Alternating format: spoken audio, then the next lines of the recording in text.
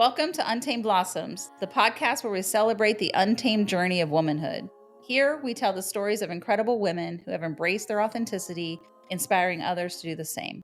From entrepreneurs to artists, activists to adventurers, we share triumphs, challenges, and the beauty of self-discovery. These are the stories of women blazing their own trails, breaking free, and blooming unapologetically. Join us to connect, be inspired, and celebrate the power of women's stories. Together, let's rewrite the rules and embrace our wildness.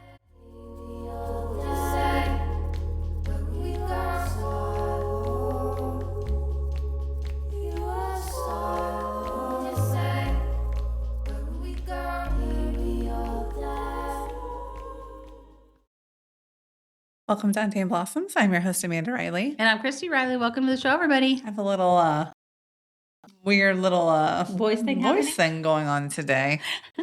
I don't know what that's about. Have you been congested? I think ever since I got the flu, it's just been like That's a long way. Yeah. Problem was hanging on Some people say they've for had dear it for life. weeks. Yeah. My middle daughter, Haley, my bonus daughter's had a cough. Literally, they can't figure it out for months and months. So yeah, like I keep clearing my throat constantly, which makes it annoying to be around me, even for me. So you're like, I'm not sick anymore. I swear to God. That's the worst part of this time of year is you feel like people are looking at you like contagious. Yeah. And honestly, I do that to other people because I don't like getting sick, obviously. Right. And when people are sick around me, I'm like, could you just not be out? Why are you trying to get me sick? When it hangs on for 2 months, you could. There's nothing you can do about it. You ain't got to do it. You know what I mean? You got to get up and get out. Interestingly enough, I got a new vehicle this weekend. I know. And it really ties into today's guest, actually. It really does. So I've been a Jeep girly for a long time now. Not just a Jeep. Well, I used to have a Jeep Grand Cherokee. Yes. Big white one. Loved it. Then I was like, too big of a car, really. I want something more sporty, fun. Like I'm on a beach with a kayak, with a rack. So I did just that. Yes. The color of my Jeep was called bikini something. Yeah. I don't know. Bright teal. With an orange stripe down the front, down the hood. Down the hood. It was an Islander. You were there was little tiki men on the seats. Yes. Yeah, you were very noticeable in town. Everyone was like, I know you're here because I see your Jeep from a mile away. Right. So in true Leo fashion. That is a Leo statement. 100%. That vehicle, yeah. Yes. Yeah. And I loved it. And every time I would go to a drive-thru, people would be like, oh my God, I love your car. I love the color of your car. Like, thank you so much. I had all these duckies. I had one that was Taylor Swift. I had a witch one, a one holding a book. Like I really leaned in. Right. So live, laugh, loved since 2021 with that car. June of 2021 to be specific. And became a realtor. And I started driving all the time. Jeez. And, I get really worried about the environment. I like to thrift things. I like to not waste things. And I'm like, oh my God, I'm putting so much gas in this car. Yeah. So this weekend, I switched to a hybrid. You did. Non-Jeep. And she's cute. Have you named her yet? No, because she hasn't earned it yet. She hasn't earned it yet. That's fair. We'll see what happens. Yeah. Like this is my first full week with it. I didn't drive at all yesterday. So I got it Saturday, went to the gym, ran one errand, went to the post office. That's it. Yeah. So this week will be the trial week. Her name will come to you. It will. Yeah. But that's a big deal in your world financially. That's going to be huge. Financially, a lot of savings, a lot of good for the environment. Good for the environment, the main thing. All the things. Gas it's crazy when you realize how much gas you're putting in your vehicle. And so I just couldn't justify keeping a fun car in lieu of being responsible. Yeah. Plus you're just getting started driving. Yeah. More driving it is. To be living in your car. So totally. So yeah, I'm excited for our guest today because she is also doing something very cool in the community. Her business is called Revampt Columbus. Revampt Columbus. And she does fashion things with thrifting. All thrifted, 100% thrifted. So she's a social media person that really, but also a coach, also a stylist, also, will thrift you style wise, the way I understand it from items, which is fantastic. Yeah. I love it. I can't wait. Totally. Yeah. It's going to be amazing. Yeah, into all things recycled and reused. And she came up on my feed as we were, our little tellies, all of the things that we say. And she came up on my feed one day after we had a podcast that we had talked about these kind of things and thrifting. It was probably when we were headed into the holidays and talking about not doing big box stores and getting as much stuff as you can thrifted or from local vendors. So yeah, she popped up and I was like, she's so cool. I do think it's the way of fashion moving forward. We have enough clothing on this planet to clothe like the world like 5 times over or something crazy. That stat is wild. Fast fashion, of course, Shein, everything else ruining the environment. Clothes are washing up on shores of other countries. I just feel like this is the way forward, what she's doing and teaching people how to style clothes that are already out there.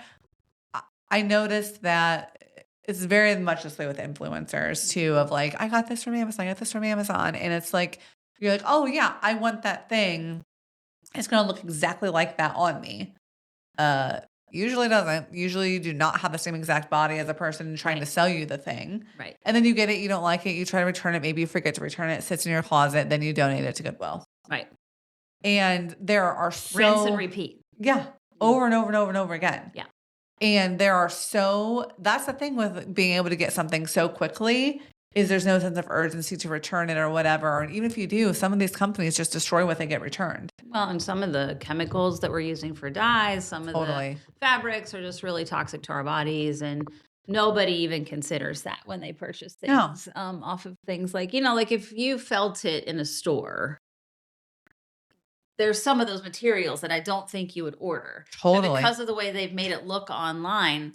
And I know that I've definitely gotten things like this where it looks really luxurious online and you get it and it's the cheapest thing that you've ever seen. And you're like, well, had I seen this in a store, I would not have bought it. Right. And so I think there's a consumerism piece of that gets lost in online shopping, even though I hate to go out to retail stores. I'm the worst, but I don't enjoy shopping like that. But I think that's what her services are all about. Yeah. Right? Like, let me go find things for you. Yeah. And I think yes, that could be a bridge for a lot of us who just don't like going shopping into stores. Yeah. I've forced myself over the last year and a half to go thrifting in thrift shops and trying things on. And it is an ordeal. Yeah. It is a time-consuming thing, and it is frustrating. You never know what you're going to find, because if you're looking for something specific, you're not going to find it. And so it's like being open to what's available. But I just think someone who has the experience and the knowledge of styling and listing their services and then also being environmentally friendly is a genius idea. And making it look as curated as these outfits on Amazon, right? The Amazon influencers, they look very put together, right? Yep. Everything is matchy. And that's from speaking from 2 people who thrift a lot. That's hard to pull off. You end up with a bunch of tops that, because you like them and they fit, but not necessarily an outfit when you leave. There's, I went for jeans and I found 2 skirts or, that's how it all ends up happening is that you end up with these odd pieces that you didn't really go into. So I can't wait to process is how she's doing the curating piece. Yeah, so, absolutely. Can't wait to talk to her. Yeah, me too. Hello, Robin. Welcome to Untamed Blossoms. Thanks for having me. How are you? I'm really good this morning. Happy New Year. Yeah, I just got back from a great time in Asheville for a week. And so I just feel just like ready to go for the new year. What did you do there? Friends of ours have a little house there and we go there a few times a year. We celebrated New Year's and just hit up all the cool spots. We try to give back as much as we can when we're there or like purchase items because they're still rebuilding. So, it's a great time. That's amazing. Yes. And are you from Ohio originally or where did you grow up? I grew up in Northern Kentucky. Oh, okay. Yeah. So I was born by a mother who was a single parent at the time. Okay. So she was born and raised in Northern Kentucky. And she had 2 kids before I was born and was married. And then while she was pregnant with me, with my father, got divorced. This is going right into it. Yeah, I love it. That's what we're here for. Yikes. Give us the juice. I love Yeah. it. We go deep fast, girls. Okay, Totally we'll go fine. deep fast. Yeah, we're totally fine with all that. So when she was pregnant with me, they decided to get a divorce. And I mean, there's way more to the story, of course, than that. But yeah, I was born in Northern Kentucky. I went to high school there and then college also. Okay. And met my husband, which we could talk more about too, because he's a huge part of where I am today and why I do what I do now. Yeah. And moved to Columbus about 12, 13 years ago. Okay. Wow. Not too Journey. far away. No. I mean, I get to travel, home to visit friends and family Yeah. that still lives there quite often because it's only Yeah. like an hour and a half, hour and 45 minutes. Yeah. How was the structure having step siblings like that? Oh, actually, And- they were They're my full siblings, yeah. brothers. I do Okay. have Yeah. a half brother who's Okay. 13 years younger than me, Oh, wow. which has made life a lot of fun. But yeah, growing up with a single parent for my whole life is probably what formed who I am and even what I'm doing right now, mostly. Yeah. For sure. Just seeing her work as hard as she did. My mom is my hero, Deb Perkins. Shout out to you. Go, mama, go. I know, right? She just worked really, really hard her whole life. So I think Yeah. work ethic and has just been ingrained. So never thought about like not working. It's always Right. been, a huge part of who I am. But her thriftiness and the way she was resourceful with everything definitely like is instilled. So. Right. Love Sure. that. Was your dad still in the picture or did he pretty? He was, until I was about 8, kind of like he had his own struggles, I think, which I'm learning about now that I didn't know, just having more conversations with my mom. My mom just retired a few years ago and we convinced her to move up to Columbus with that's Greg and I nice. just to give her a little bit of different scenery. And she's all into like doing new things and Columbus has so much to offer. So having her up here and spending more time with her, which is another huge part of, I think my story is been great. So Yeah. I've been learning a lot about our family and especially like my upbringing and her parents, just because I get to spend more time with her now. I would say growing up, there wasn't a lot of that just because she worked all the time. So Yeah. Did you have your grandparents available to you to then like kind of help take care of you and your siblings? Yeah. Or were they involved? they were, during the weekends mostly, we would spend a Okay. lot of time there. And I was really close to both grandparents, but mostly my grandfather, Okay. who I think my mom really was close to as well. But he passed away when I was 13. So not a ton of time. But Yeah. the time that I did have with him, Yeah. I became super close with him. Yeah. And I still talk about him very dearly. And Those are your formative years, like, Yeah. so yeah. Uh-huh. You got Yeah. to have all that time with him. And I joke with my husband, as we get older, like I look like my mom, of course, but it's like I'm gonna look like my grandpa. Like, like your ears and your nose will stop growing. I'm like, just be prepared.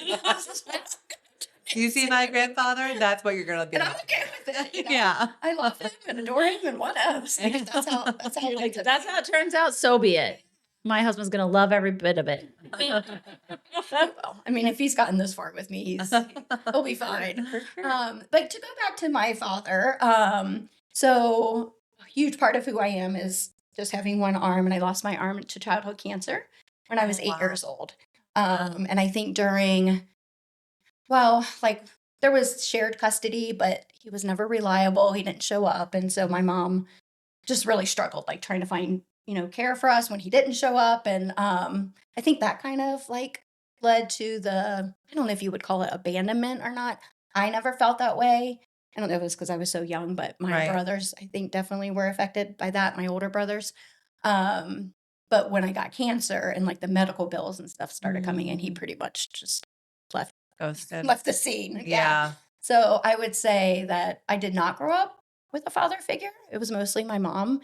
And during all my treatments, which is another huge story, Yeah. I had, so my mom worked at Cincinnati Sports Medicine as like an administrator. She was checking people in. And I fell on, this is kind of crazy because it would have been, I'm thinking, if I can do my math correctly, like 38 years ago. It was New Year's Day that I was playing outside with my friends, and we were running in between houses. And I slipped and I kind of ran into the side of a house, like to catch myself. And I hit this side of my, my body, including my arm. And at the moment in my 8-year-old brain, I thought it was broken. And so I immediately went home crying. And I can't remember if my mom was home or not. I guess she probably was because it was New Year's Day. Yeah. But we waited until the next morning to go to the hospital. Like that was how much we like didn't have the money. Yeah. Let's wait and see. Yes, Maybe let's it's see not what broken. happens. Yeah. Well, the next morning I woke up and I had like a softball-sized lump under my arm. So we ended up going to, I don't know if we went to her hospital or not, but after finding out that it was more than a broken arm, they did a biopsy and the biopsy came back as cancer. And so, of course, my mom is talking to the doctors there at Cincinnati Sports Medicine. And one of the doctors was connected with NIH, National Institute of Health in Bethesda, Maryland. And they were doing like a research study on childhood bone cancer. And we were able to get into that study. But the tricky part is we lived in Northern Kentucky. I had to go to NIH for my operation and for my chemotherapy treatments, which were 18 months. So, that traveling back and forth to me in that time frame that I had with my mom, because I never had that much time with her, Right. really built like a solid relationship between her and I, even at that young age. Like, and even going through something so traumatic too, and like the emotional attachment then that you bond with someone when you're going through that. So the time spent plus that had to have been for sure intense, For sure. I don't remember being too like traumatized by the actual amputation or any of that. Like it really didn't impact me. And I think it was because I was so young and kids are really resilient, especially at that age. And you probably didn't have a frame of reference, more so the cancer aspect of that. Like you don't know enough yet to know to be scared, You're right. And I think that just having all that time with my mom just made it like not a big deal. Yeah. Because I was getting this extra time. Now, my brothers, on the other hand, suffered a lot. So my dad kind of just goes ghosted. And then, they're left with whomever who could take care of them. Right. Family members, my grandparents for sure. And then my dad did spend a lot of time with them, and come to find out it wasn't a great situation. That little bit of time he was able to spend with them, just trying to, I guess, help out in his eyes. So, not just the abandonment part or the like not being there for my brothers, but also like the financial part of it, because my mom couldn't work. She had this is so crazy. So we moved quite a bit when I was younger. She had just purchased her first house. Like we live in a house that she rented in Erlanger, Kentucky, which I also have to get a shout out to. And then I remember how excited she was. I even at that age, like I think I was 7 probably. She purchased her first house. And then I want to say less than a year later, found out that I had cancer. And so, she had to not travel a ton. And a lot of my treatments and my surgery were paid for because they were part of this research study. But you think about just everything you miss out when it comes to like paying for your mortgage and taking care of your kids.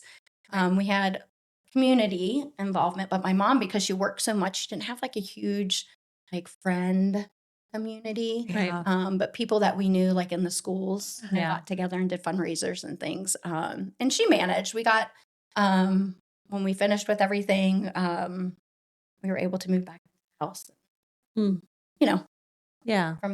there it's kind of like history. I was a pediatric nurse at Children's Hospital for 27 years. So I don't think people really understand most parents, childhood cancer diagnoses do not survive.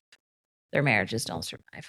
It's a striking statistic of how many really divorce through that process. And I think because people don't understand how stressful it is, you're faced with the possible death of your child, and then the financial piece that comes with it, and you want to spend every single second you can with them, and they need all the treatment. So even if you wanted to work, you can't really because of how much time you're spent in the hospital or treatments or back and forth, right? And so just the financial piece of it and the stress of it, and then the other children, exactly what you said, they are left to whoever can watch them, and parents are kind of absent, and the family dynamic takes on such a huge burden. Rightfully so, right? Like it's what needs to happen, but very few families did I witness that made it through. Like they would make it through the initial treatment, but the survival of the relationship long term was very rare. And what a perspective that you have on Yeah. it, you know. And I remember some of my great nurses. Yeah, it's Can imagine just what they nuts to think saw. about, you know, and they're so stressed. From a bird's eye perspective, watching these families go through this, you just can't imagine being in their shoes as a parent, being like, what that stress looks like, who's going to the hospital, who's giving up work, who's going to continue to work to pay the bill, you know, and then the bills pile up, and then, you know, all of the medical stuff starts to arrive, and it's so much. And then the other person becomes a single parent, whoever takes the main lead of the child's, you know, treatment, then it's a whole different ballgame for the parent, stay-at-home parent, who's also a single parent. And so you're kind of single parenting, but still married. Yeah. It's a weird dynamic with all the stress of possibly losing a child, like fighting for your life, literally. It's really a difficult thing to watch. So, And I know my mom, during all my treatment, she met a lot of great people at NIH, you know, families that were also going through either the cancer treatments or other, you know, really serious illnesses that their children were going through. We did meet a family specifically who had started treatments before we had, and their daughter was my age. Her name was Debbie, and she had cancer in her leg, but the same kind of cancer. It was at her knee. And so there were two options that, you know, parents could choose from based on, you know, the information that they were given from the study. You could either pick, we always just say option A, which was amputation and then chemotherapy, or option B, which would be chemotherapy first and then, you know, if needed, then amputation. But I had amputation first and then my chemo. And then Debbie and I spent so much time together. And I have like, just hearing you talk and thinking about like my experiences meeting Debbie and knowing her family and other families who have had children with childhood cancer. Debbie and I got a chance to go to Camp Fantastic together, which is nice. similar to, if you guys know Flying Horse Farm. Yeah. It's very similar. Yeah. But it was back in the 80s, Right. early 90s. But we had, I know, one summer for sure there together, and we were both bald. I have the best picture from like their pamphlet of the two of us. You know, we're just standing next to each other, and she always used crutches. You know, from the time I knew her, she didn't have prosthetic. Neither one of us wanted a prosthetic. My personal preference was it just made me so uncomfortable. Yeah. Like to wear something on top of what was going on. Like, no, I'm good. You know, I'll learn. And I did. But Debbie she has her crutches. And there was like a softball game or some kind of baseball game that was played at camp. So she hit the ball and then I ran for her. And the whole story is about like, you know, us having teamwork and all that. But we were on the same floor together. We were often getting treatments at the same time together. Wow. So we were there a lot. That's awesome. I went into remission around, I guess I was around 10 or so. And I don't know too much of like, I don't know, I think what you said, like your childhood brain, you don't have enough like reference to it. But I do remember her parents bringing her to my house, and they lived in like Virginia. And I remember she was so small. She was 10 also. She was so small, they carried her in a laundry basket. Oh my gosh. But she was also like dying. They brought her to see me one last time. And So she never went into remission? no. Mm. So you talk about like families and what they go through.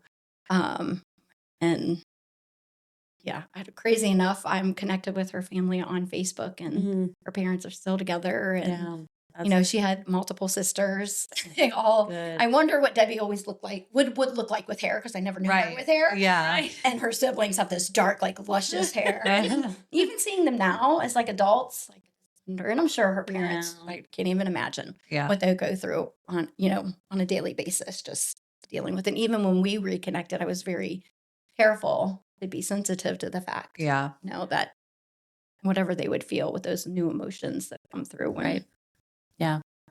But my mom had taken me beforehand to get a best friend's necklace, you know, the kind that split in half. And it was like it was like a gold necklace. It wasn't just like a cheapo like from Claire's. And I still have my half. It's buried. Debbie was buried in it. So that's awesome. yeah, I just pulled it out not too long ago, and I don't know, it's just like, that's a soul connection right It there. is. You know, that's something where you've like, we have been together before, this person and I probably. That's awesome. So with her, her parents being still together, and then because of my experience at Camp Fantastic, I became an adult. I want to do something similar to that. Right. And I could have gone to Camp Fantastic, but it was like the distance or something. And I taught at the time, and it just like timing didn't work out because it was like beginning of the school year. But And you went to college to be a teacher. Yes, I did. Yeah, I could go back to that. Just keeping straight in my own head. Yeah. Right. Yeah, we'll go back to that. So I was looking for a place like Camp Fantastic, and I found Flying Horse Farms. That's amazing. And so when I was around 30, I volunteered for, a week or two in the summer, and then went back that next summer and then volunteered a couple more times. But Flying Horse Farms holds like a huge part of my heart. Yeah. Because of what they do They for do families. And I've met some families who, I've dealt with childhood cancer, not necessarily bone cancer, but, their marriage survived, and not that all do, but tag them in the show notes too, because I think people are always looking for places to donate their time and money and support. And I think not everyone is familiar with their work and what they do. So It's an amazing place. What they do is really incredible. people actually, I guess partly because we're near, Right. Mount Gilead, but a lot of people around here do know about Flying Horse Farms. Right. We're 10 years ago when I first started volunteering again. I was in Northern Kentucky, Cincinnati. At that time, not a lot of people were familiar. They thought it was a farm with horses. yeah. Yeah. Right. I'd explain to them. So, Yeah. We did a lot of fundraising for them at Children's. Yeah. Go to them and do really cool stuff. And it wasn't That just is- for kids with cancer, but kids with all kinds of different long-term diseases.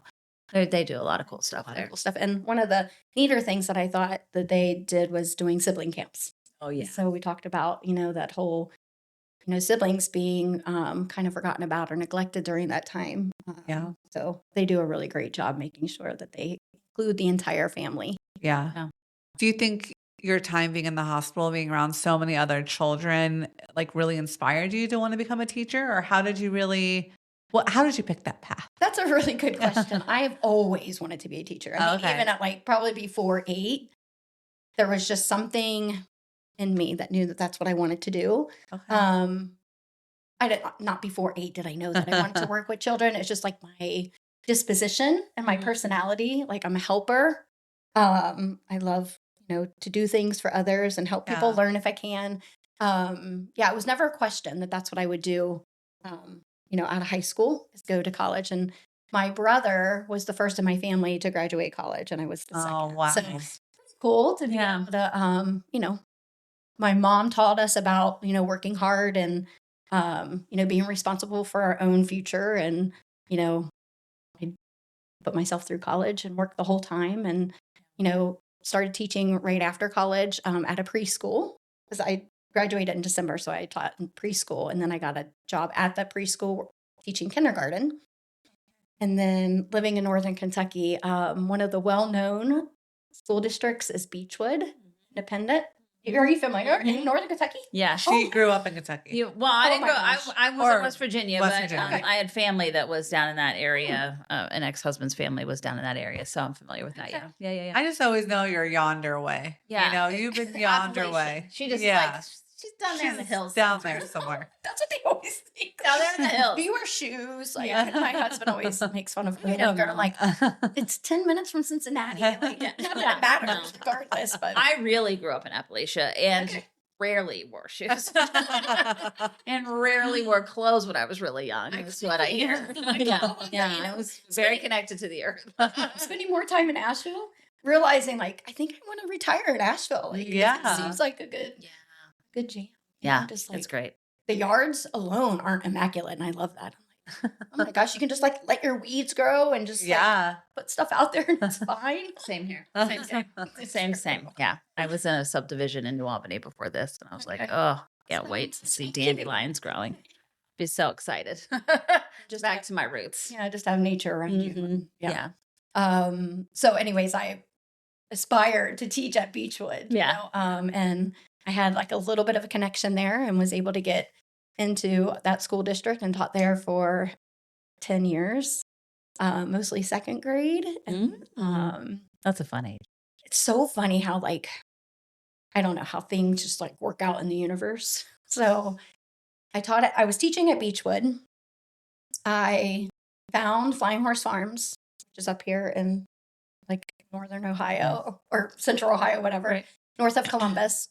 I did a little bit of volunteering. I would drive back and forth. And then I had been previously married when I got married pretty young, 24, but was divorced by 27. So I spent a few years, single or just like trying out the dating world. Yeah. And then I was just ready for like, a solid relationship again. And so this is like before all of the dating apps. Oh, yeah. Which I couldn't even imagine trying to do all that now. Oh, yeah. But dabbled a little bit in Match, but didn't. Old Match.com. And eHarmony. Remember those? Oh, yeah, wow. eHarmony. I don't. Yeah. Are either one of them still? I don't know. existence? I doubt it. With the way Yeah. apps are now, I doubt Right. that. I know. I forgot all about Match.com. Okay. Yeah. Well, Wow. then, I remember now. It's coming back Match- to me. yeah, Match.com was, and Let's probably see if more it's like still up. Tinder. Yeah. Oh, Oh, yeah, totally. yeah, And the yeah. eHarmony was more like Oh, yeah. a Bumble or whatever, like the Hinge or whatever, like the serious ones are these days. Yeah. Like Match.com was like and then Plenty of Fish came around. Still up and running. Match.com is alive and well. Wow. Still matching people. Still Still matching matching. people. What's their tagline there? What does it say? It's time to date differently. Oh, okay. Wow. Is Okay. it- So, Is it? so you were like Match.com for me. I tried. Okay. But then, Okay. like, it was weird. Like, you just tell that that's all that people were going for. Yeah, totally. And that's not who I am innately. And so I got on eHarmony. And I am so like frugal. It's just like ingrained in me. I told you. Yeah. That I was like, well, do I want to pay this much a month or a week? And then I looked at the month and then I looked at the 3 months. I'm like, well, I get a better deal if I do the 3 months. So I went ahead and did the 3 months. No joke. Was matched up with my husband, Greg, first. Met him like within a few weeks, I guess. We did the chatting through eHarmony Right. and then we, start the text. Yeah.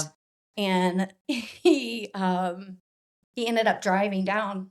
Okay, so the reason how I met Greg was because I worked at Flying Horse Farms or volunteered at Flying Horse Farms. I opened up my scope of like where I would potentially meet someone Oh, Yeah. in the Columbus area. Right.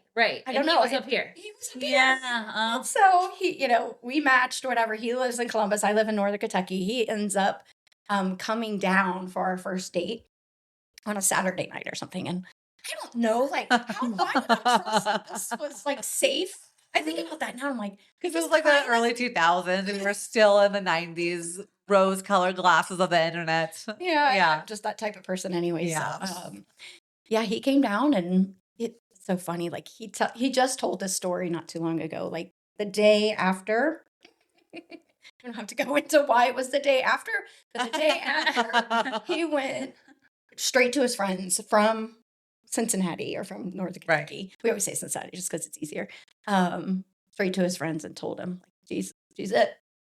The day after we met, Oh my like physically. gosh. Yeah. So And your first match. yeah, You my could have first really went with match. that week subscription. I told him that's his man. You could have saved some cash money. $250 because I wasted. did it 2 months just sitting there. You're so funny. Exactly. That's exactly what it. That's the first thing I was. Reimburse if this is going to go. Yeah. Thank you. Wow. One of the funnier things of meeting online is that, you set up your whole profile. And I didn't necessarily hide that I had one arm, but I didn't like put it out there because I think immediately that turns some people away. Right. Right? You won't even get the chance. I won't even put a picture of my bad side on the internet. You know what I mean? So I get it. I'm like, only this facing, please. So yeah, Hey, that's totally. good side also. This side here. So I used like one of my school pictures that was straight on. So if you paid pretty close attention, you should be able to tell. And then some like pictures with family and pictures with friends, whatever. But whenever I do pictures, I do like I always stand on the edge on this side, or I stand in the middle because I don't want it to look like I have no arms, on this side, Yeah. which is a kind of a joke. So I can see why he missed it, right? And so Oh God, he missed it. he missed it. He never mentioned it. Of course, it was on my profile, so I didn't necessarily. Why do you Either, right? If I was missing a toe, I wouldn't say it. By the way, I think of the I change. do everything the same as anybody else, so I would have no reason to tell you that I don't have. Right. But I thought it would be appropriate for me to let him know before we met physically that was the case, right? So, we I chatted. didn't have that conversation. By the way, notice. No, I mean, this doesn't happen to me before. You know what I mean? I've never had to explain this before. Yeah. And so we chatted a little bit on eHarmony. We chatted a little bit through text. We got along great as far as like our banter goes and just our personalities. And we talked on the phone. And there was one night I realized, okay, we're going to meet. I know we're going to meet. So I'm going to have to tell him some way or another. And so we got off the phone and I said, hey, I have to tell you something. I was like, but I'm going to put it in a riddle. And so I just texted him, if we were in a boat together, like a canoe, and I was the only one paddling, we'd go in circles.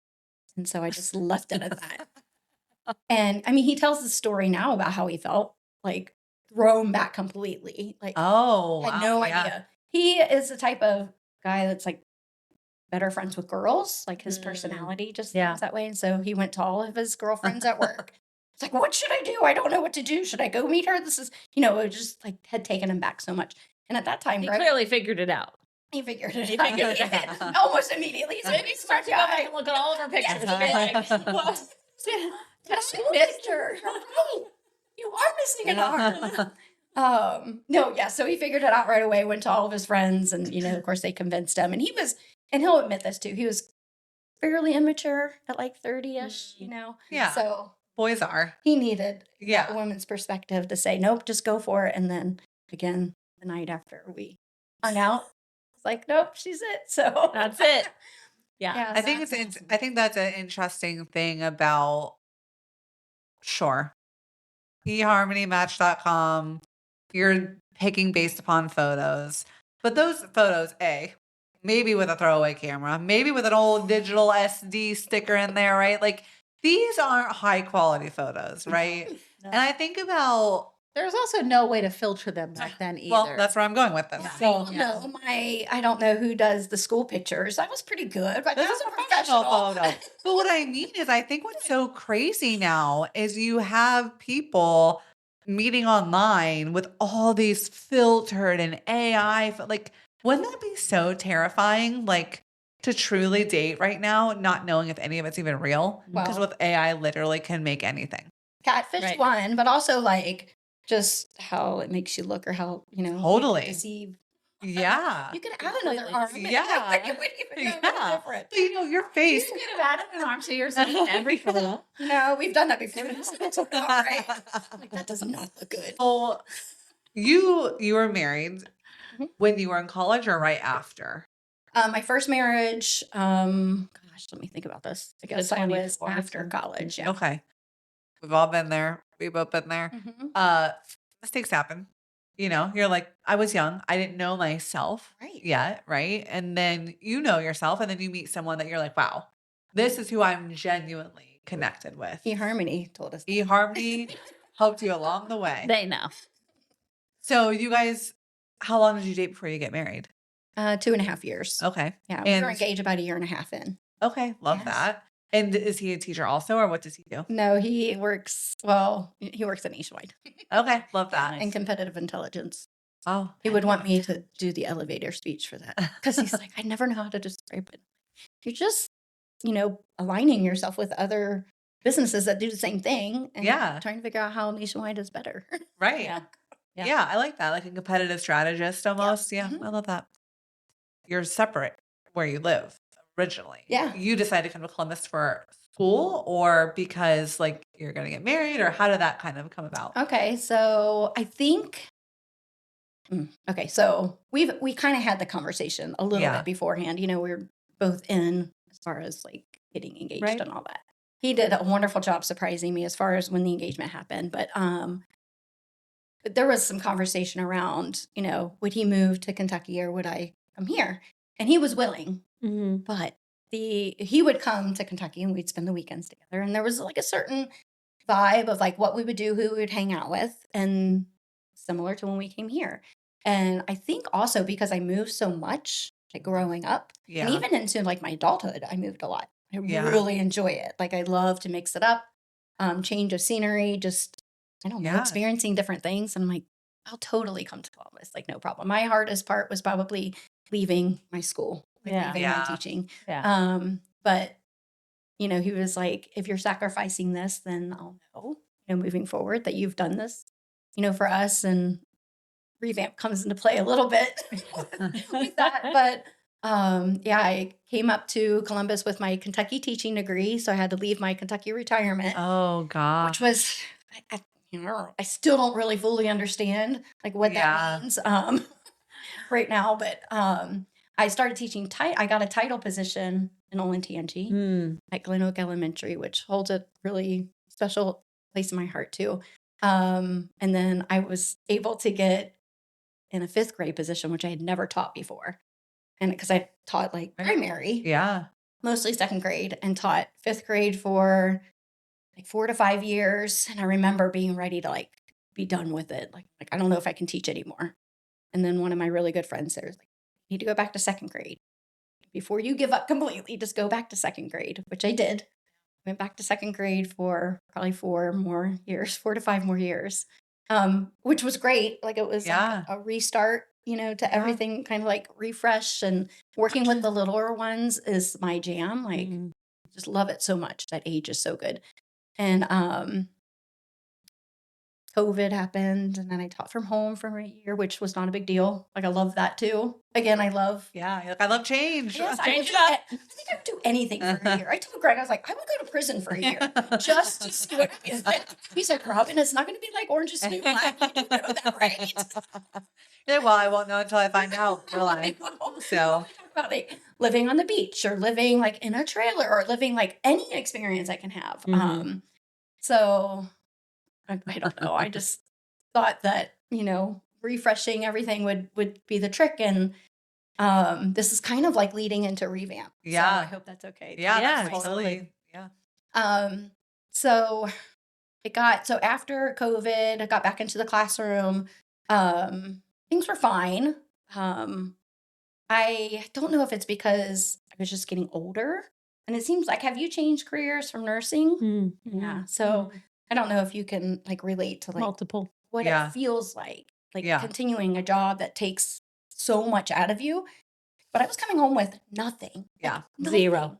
And I didn't feel burnt out. Like people are saying, oh yeah, you probably just burnt out. I'm like, no, it wasn't that. It was like mentally, my brain could not do anything more when I got home. And physically it was like taxing too, because your brain is working so hard all day long. You're just like putting everything to it. And so Revamps, the idea for Revamp started a long time ago, probably when I was teaching 5th grade. And I was like, I'm ready to do something different. I started selling my own personal clothes on Poshmark. And I was like, oh, I love this, whatever. I was making money, buying new clothes, which is a great sustainable, like thrifty way, to do your wardrobe. And I'm all about saving money. So when I got into that Poshmark world, I was like, oh, I kind of like doing this. And so then I started sourcing clothes to resell. Oh, this is kind of fun. And I'm still teaching, so it's kind of just like a hobby little thing.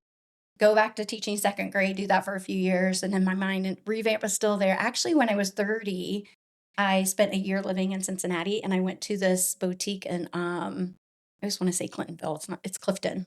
Clintonville's here, Clifton area, which is like the college area, like by UC. And I walked into the store that had thrifted items, but on like boutique racks. And I loved it. I was like, oh my gosh, I would love to do something like this one day. But I was 30. That was a long time ago. But I remember I bought a jacket and I kept it until Revamp really came a thing. I'm like, this is where it all started, I think. And just growing up being, more parsimonious or frugal, like just being resourceful in how you spent your money. So 2nd grade's going along, and I'm coming home exhausted. And in my head, I'm trying to think about like, how do I present this to Greg? He and I took my mom to Asheville one summer. It was like 2.5 years ago. And I mean, in Asheville, you're going to have great beers from the breweries. And we were, getting our juices flowing and came up with 2 wonderful ideas. And I had already been thinking about like doing Revamp full time. So I said, I presented it a little bit, and then we talked about our house sits back on a lot. It's a very long lot. Yeah. And so we have all this space in the front and it's just a driveway. And because we live in between a larger apartment complex and then another rental on the side of us, because of OSU and young professionals, like it's rentals all around us. Totally. One of the residents on our street that own. We have people parking in our driveway all the time. Oh my gosh. Like from the apartment complex, they'll just park in our driveway and like block us in. Like we can't get out. Oh my we have gosh. cops. It's a whole thing on Facebook. Like all our friends are like, how's the driveway? And we're like, all right. So we decided. We're going to install a gate soon is what's happening. A clicker to get in. Yeah. I mean, everybody gives us suggestions like you do. Spikes. Oh, yeah. So that was a huge reason why we started talking about this, but also Revamp. But we decided to build a 2-car garage in the front of our property on our driveway space, and above it we decided to do like an ADU or a in-law suite. Right. And so with my mom that day in Asheville, we came up with this idea, and it finally became finished in August of this year. Wow. So we're Airbnb-ing it. It's adorable. But because I'm doing Revamp, also I can host. I can be the host of the Airbnb, and I do all the resetting. And then also I'm able to do Revamp. Yeah. So get into that. What is Revamp and what all do you do? Yeah. With my background. Tell us the pitch you gave the husband. Right. Yeah, tell us that pitch. Oh my gosh, I was so nervous approaching it with him. So I think this is important too. When you're feeling that as a woman, how do you approach your partner to say, I could potentially want to blow up our lives here. I want to stop working. I want to do this other thing. We're a 2-income family. But that's a big conversation. It was. Yeah. It was. And it took a lot of courage, I think, for me to be able to even bring it to him. But he would always mention how he didn't like the way that I felt when I came home. Yeah, right. I mean, I don't know what we could have done about it. At that point, when we were talking about it, he would just mention it. I hate that you feel this way when you come home. And how can we change this and this and that? So that aspect of it, I feel was the main driver. Yeah. We had looked into my retirement a little bit because I had some in Kentucky and I had a lot in Ohio. But to be able to retire with full benefits, I would have had to work till I was 65. And I'm I cannot do this for another 20 years. I know it. Yeah. So after having that conversation with our financial person, I was I don't think I can. I don't think, in my head, I'm I don't think I can do this. Your headlights. Yes. I'm oh my gosh, there's no way I can do this. Yeah. Just physically, I wouldn't be able to. And so I think that was the main thing that kind of drove the conversation. And I talked about all these other little things that I would like to maybe get into, maybe some kind of motivational speaking. And then, I started this children's book a long time ago that I thought I would want to finish up and have time to do. And he was all on board. He loves the creative part of it. Yeah. I'm not he's a creative one, not the two of us. I'm not super creative. But I said, I think I would really love to do Revamp full time. And I'd already worked with some people to kind of test out the styling part of it. So Revamp is sustainable fashion. So it's all styling through things that I have thrifted or sourced from thrift stores, consignment shops. And then now working with clients pretty frequently, I am able to get pieces from them too. Yeah. So the quality of the pieces are really great. So you decided, okay, I'm going to get into styling and I'm going to get into sustainable styling.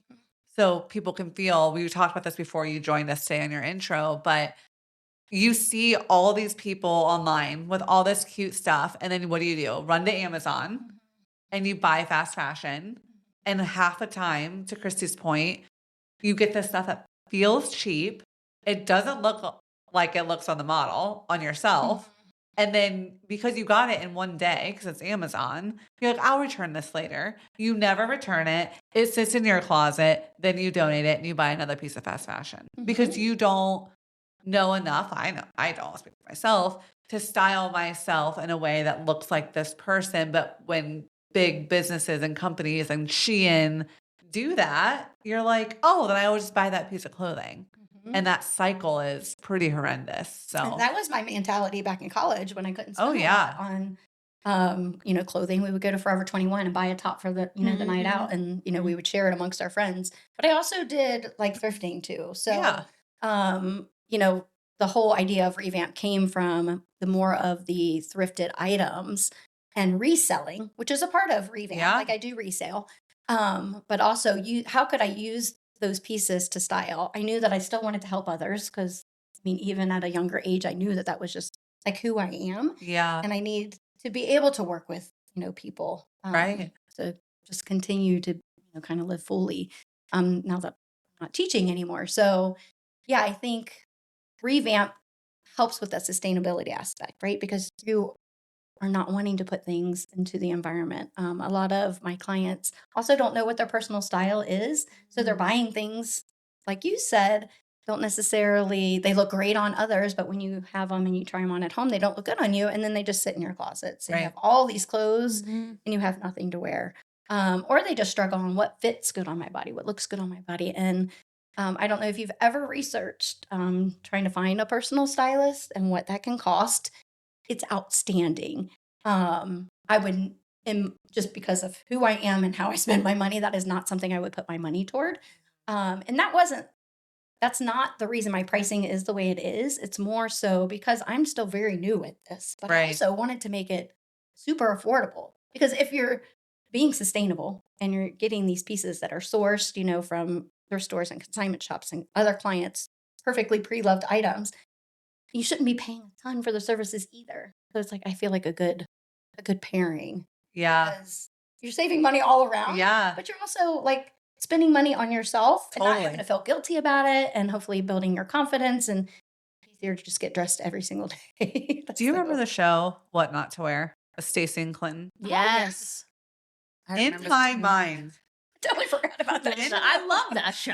In my mind, though, there were many people out in the world, unexpected coworkers just coming into work looking like shit every day, and them saying, "We're going to call what not to wear on this person." They ambush you, at your work, and you're like, "What are you wearing?" And then they get them all together, like so fabulous at the end. You know what I mean? But I was like, how often does this happen that people are getting ambushed at their place of employment for looking like shit? And so I always assumed that it would be very easy to find a personal stylist in the real world because I watched that show. Right. It brainwashed me. I'm like, there has to be personal stylists. And to this day, you're the first person I've ever met that does that. And I've met other 39. people, but they're with big companies, right? And they're very expensive. Totally. But what we talked about before, as an intro before you got here, was we love to thrift, mostly because we don't want to participate in one of the biggest industries that pollute the earth, right? The chemicals they use in these clothes are awful, right? Like it goes on and on, right? So we would love to, cool, we go thrifting. We need a certain thing. The likelihood of finding that on Poshmark, maybe like that and Threads, some of those apps have changed some of that. You still don't know. You still can't try it on. You can't return it. Yeah, the returning part I think is right. Like so you're still stuck with something who may or may not look good on you. And I think what you're offering is genius and I think it's worth it for somebody who has the extra money to allow somebody who has the resources to put things together for you and can find those pieces in outlying areas that you need to put, because I'll be like, I need jeans. I come home with 6 shirts and 2 skirts. Yep. And maybe a random pair of shoes. Right? Yeah. Like I didn't come back with any of the things that I went for because you can't ever can tell what you're going to find there. Right. So I think what you're offering is very cool in that if, even as a monthly service to be like, if you found me an outfit once a month and send it to me, I'd be happy to like a Stitch Fix. Yeah. So we got these Stitch Fix and we got Yes. Yeah. Ideas for 2026. So speaking of like what you offer, what are those exact things that you offer? Where can people find you? How can they book your services? All of that fun stuff. So everything is revampcolumbus.com or Revampt Columbus, and it's revamped with a T. So Instagram, it's revampcolumbus.com. You can, message me through email using revampcolumbus@gmail.com. But if you go to revampcolumbus.com, then you're going to find all the services. And I just put packages together to kind of give you an idea of what it would look like if you wanted a certain amount of hours doing a certain thing. So let's say you need to start square one, your closet is a wreck. I love organization. So I'll come help you organize your closet, but in a functional way. So getting dressed every day is easier. Okay. And then maybe you need to like do a closet edit. So many pieces in there that you don't wear. So let's go through the pieces that you don't wear, figure out what to do with those. Let's organize the pieces that you are going to wear and find gaps. So what are you now needing that you don't have? Yeah. What about that collection that you can't use, you're not going to use? What could you do with it? Of course, you could take it to Goodwill or any other thrift store. You could take it to a consignment shop. You could also give it to Revamp and I will resell it for you. I can either give you a straight up payout for it, or we can do consignment work. So over a 6 month period, I'll give you payouts over the 6 months of the things that of yours that sells from your collection.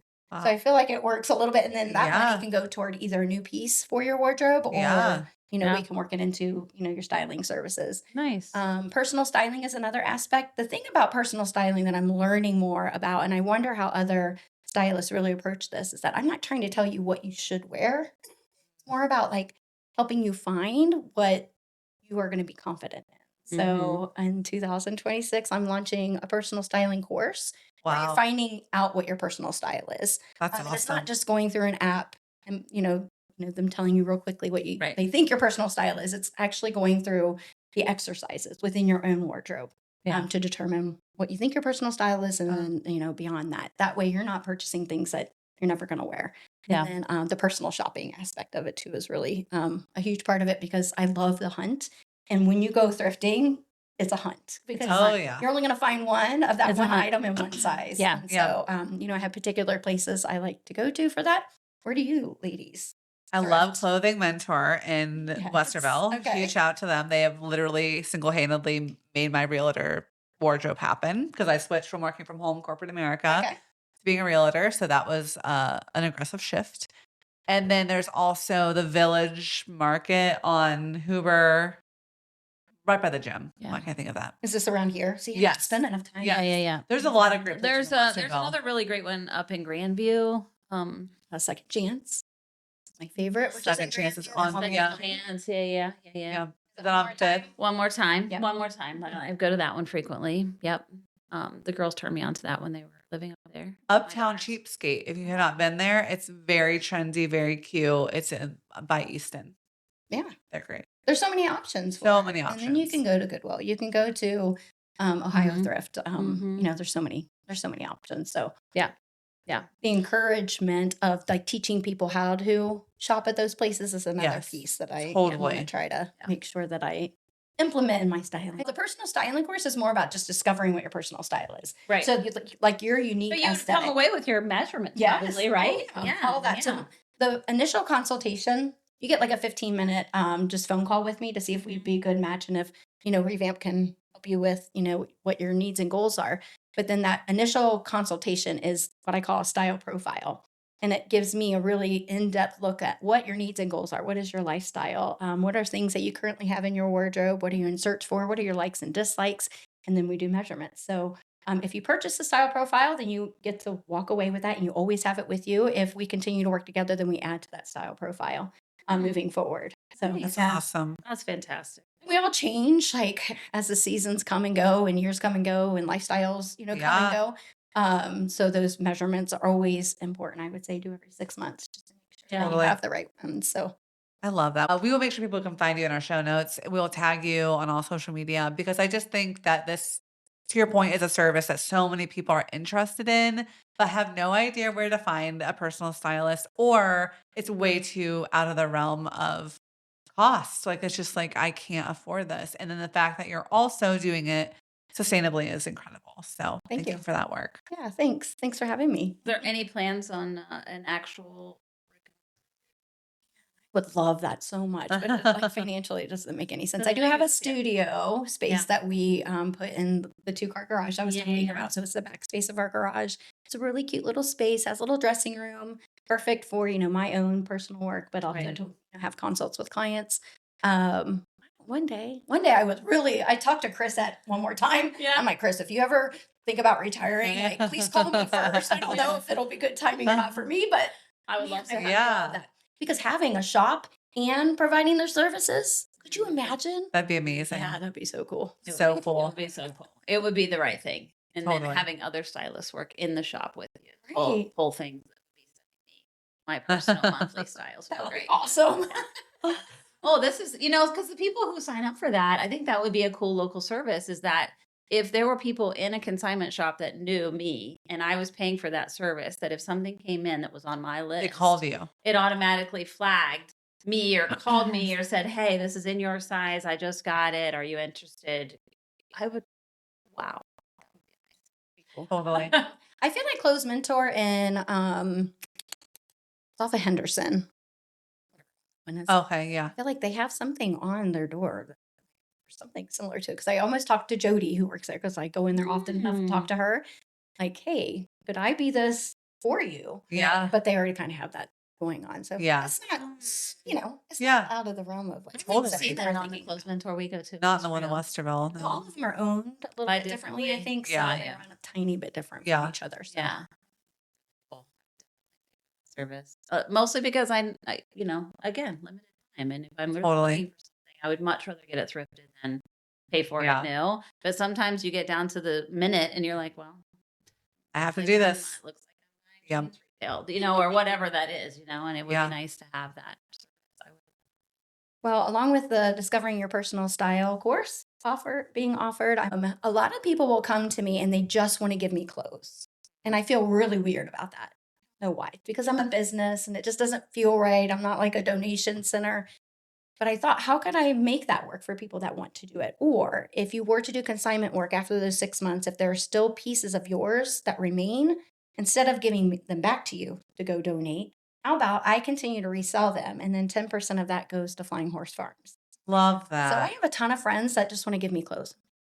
You can now because 10% of whatever you give me is going to go to Flying Horse Farms. So I love that. one other thing that we're doing in 2026, and then also offering like 4-season package. So like you can pay like a flat amount and get, help throughout all the seasons. Love that. That's Because a great idea. what I found in the styling, at least in my business, is that retaining clients has been hard for me. And so I want to think it's because I made them feel really confident. Yeah, in totally. their personal style and Yeah. what they could do on their own, that they don't You've need me empowered anymore. them to go do it. That's what I hope. Yeah. That's what I hope. But the service is good for those who just need like a little like refresher or a little like revitalization to, their wardrobe, especially when it comes to different seasons. So Totally. few things. That's so exciting.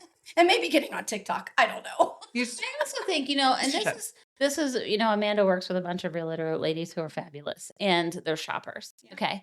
So, and one of them has a mother who likes to shop and hates returning. So all of the ladies benefit from her shopping habits and lack of wanting to return them. Right. So many things. The cool thing is that Amanda has shown up in things that I think that she probably would have never bought, never picked up on her own. When they're free 99, honey, that is my style all of a sudden. And then I'm like, oh my God, this is my style. Like when something's free. I'm like, yes, I will take this. It doesn't matter. She shows up in it and I'm like, this is darling on you. And I don't know that. And so I feel like even though you say, I don't want to tell you what to wear. I do think sometimes the appeal of some of these packaged things that show up monthly or bi-monthly or quarterly, whatever you choose, is because they are curated, they are put together. Also things that you may not pick up yourself totally. And put on your body, and then you're suddenly like, oh, and I like it. And I tried those a couple of times. I never had great success with them, but like my proportions, but we all have things, right? We all have things. We all have things. And so I just don't, and probably because I just didn't work with them long enough to get it right. Like I do think if you're going to work with somebody who's picking out clothes for you, you have to at least agree to stay for a little while to get into it, find out how you can help each other and really what looks good and what you feel good in, and not just 1 month and be like, I'm setting it back and I'm canceling. No, you're right. You're right. And it's not like it's fun work, but it is work. Like, it is it's work. a lot of energy from you to like think about yourself in that way and put a lot of thought and intention into, why you want to do it in the first place. Totally. And then following through with it too. Absolutely. Yeah.